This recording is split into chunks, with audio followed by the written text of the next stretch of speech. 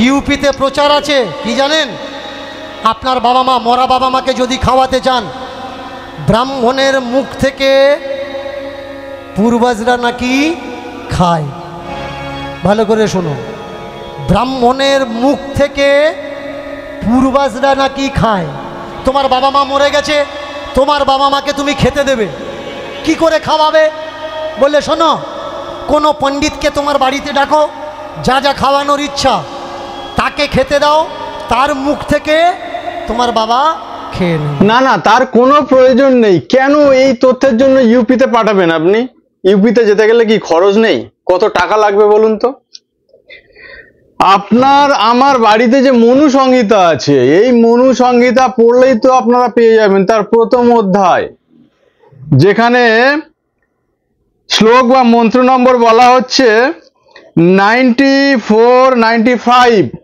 একদম স্পষ্ট ভাষায় উল্লেখ রয়েছে যে ব্রাহ্মণের মুখ থেকে যারা স্বর্গে বাস করেন দেবতারা কিংবা পিতৃলোকে যারা বাস করেন, ব্রাহ্মণের মুখ থেকেই তারা খান। এখন প্রশ্ন হলো, ব্রাহ্মণ কারা? এই একই শাস্ত্র বলছে যে ব্রহ্মার মুখ থেকে ব্রাহ্মণের সৃষ্টি। তো বর্তমানে এরকম কোনো মানুষ নেই যে ব্রহ্মার মুখ থেকে সৃষ্টি হয়েছেন, সুতরাং ব্রাহ্মণ এখন নেই।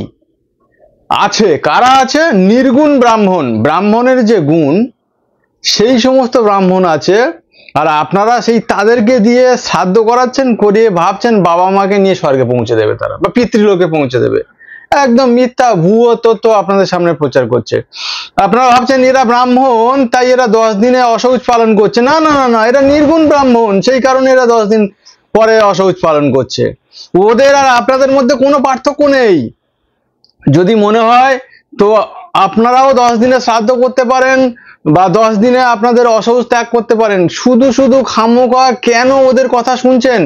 ওরা চাইছে আপনাদেরকে জাতিভেদ প্রথার মাধ্যমে সমাজ থেকে আলাদা করে রাখতে। কারণ এই শ্রাদ্ধের মাধ্যম দিয়ে ওদের পূর্বপুরুষরা পেট চালানোর জন্য ইনকাম করে আসছে। না হলে ওদের একটা সময় হয়তো খাওয়াই হতো না, এই শ্রাদ্ধ যদি না করতো। মরা মানুষকে নিয়ে ভাবতে পারছেন? জীবন্ত মানুষ তাহলে পেলে এরা কি করতো একবার ভেবে দেখুন তো। আবার দেখবেন শ্রীমদ্ ভাগবত গীতা পড়া হচ্ছে, এই প্লেন ক্রাশ হলো, গীতা পড়েনি, ভাবতে পারছেন? তো আপনারা দেখুন সেই গীতা কে পড়ছে?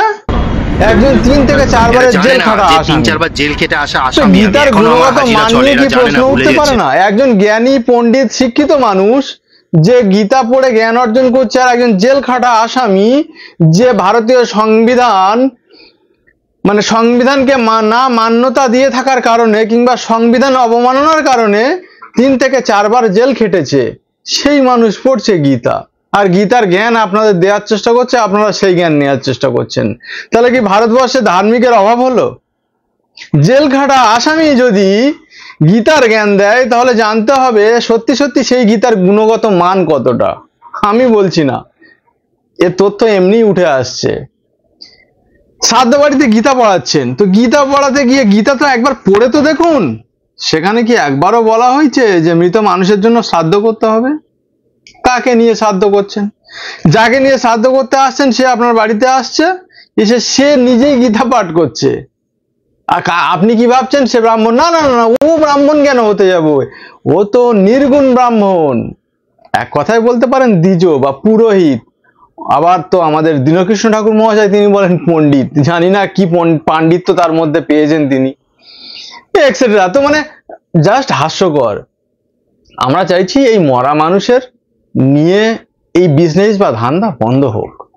তাহলে কি হবে? আমরা একটা সুস্থ সমাজ মানুষকে উপহার দিতে পারবো।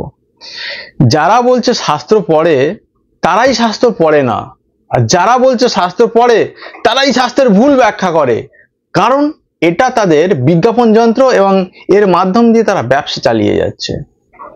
আজকের ভাবুন, প্লেন ক্র্যাশ করলো, সেখানে গীতা অক্ষত পুড়লো না, মানুষ সব পুড়ে মারা গেল, তার মধ্যে দেখা গেল একজন বেঁচে আছে। আপনারা জানেন গীতা বলছে যা কিছু হয় প্রাকৃতিক নিয়মে হয়। তো এখানে ভগবান কি আর গীতা কি কোনো কিছুই কি বুঝতে পারলেন? যার যা কর্তব্য, যার যা পালনীয় তা সে করেই থাকবে। তো এই নিয়ে নতুন করে এত হই হই রই রই বলার তো কিছু নেই, কোনো কিছুই হয়নি। আসলে আমাদের সমাজের একটা পার্সেন্টেজ অফ মানুষ যারা সঠিক শিক্ষার আলোয় আলোকিত নয়, যার ফলে তাদেরকে যে কোনো সময়ে ভুল বুঝিয়ে বোকা বানিয়ে যা ইচ্ছা তাই করে দেওয়া যায়। আর এটাই হচ্ছে বর্তমান সেই সময় যেখানে বিজ্ঞানকে মানুষ বিজ্ঞানমুখী করতে বলা হচ্ছে ভারতীয় সংবিধান থেকে। ভারতীয় সংবিধান যা প্রমোট করছে যে মানুষকে বিজ্ঞানমুখী করে তুলতে হবে, সেখানে সেই সময়ে দাঁড়িয়ে মানুষ অন্ধকার কুসংস্কারে ডুবে যাচ্ছে। তো আমরা কি করছি, আমরা না সেগুলোকে দেখে তাদের কষ্ট সহ্য করতে না পেরে আজকে সমাজের মধ্যে এই সমস্ত তথ্য তুলে ধরার চেষ্টা করছি যাতে তারা অন্ধকার থেকে অন্তত নিজেকে বাঁচাতে পারে। তুমি ভাবুন না, এই কিছু মানুষ আমরা দেখতে পাই যারা রাত দিন গীতা পড়ে। আমার কাছে কথা হলো, গীতা পড়ুন, অবশ্যই পড়ুন, জ্ঞান অর্জন করুন। যখন কোনো জেলখাটা আসামি গীতা পড়বে, সে কি পাবে গীতার মধ্যে? তাহলে কি নিজেকে শুধরানোর চেষ্টা করছে? সে কি নিজেকে আদৌ শুধরাতে পেরেছে? এটাই জানতে হবে। আমি তো গীতাই পড়ে ফেললাম, গীতা পড়ে গীতা বুঝতেই পারলাম না। আমার যদি গীতা পড়ার জ্ঞান বা গীতা পড়ে যদি বুঝতে পারতাম, তাহলে আমি 3 থেকে 4 বার জেল খাটতে যেতাম না। এই জায়গাটাই আপনারা বোঝার চেষ্টা করুন। আশা করি কার কথা বলছি বুঝতে পেরেছেন। নাম নেওয়া যাচ্ছে না, নাম নিতেও কেমন একটা লাগে। যাই হোক, পরবর্তী তথ্য দীনকৃষ্ণ ঠাকুর কি দিলেন একটু শুনে নিন। আমি একজনকে ডাকলাম, ডেকে বললাম, ঠাকুর মশাই, আমার কাকাবাবুর ক্যান্সার হয়েছিল, ডাক্তার বলেছে 3টে কেমো নিলে ঠিক হয়ে যাবে, 2টো নিয়েছে, একটা নিতে পারেনি। তা আমার খুব ইচ্ছা মরার পরে তার একটা কেমো দেবো, একটু আসবেন আমার বাড়িতে, আপনাকে কেমো লাগাবো। আপনার লাগালে নাকি মরা মানুষ পেয়ে যায়। কেমো লাগাবে কেন?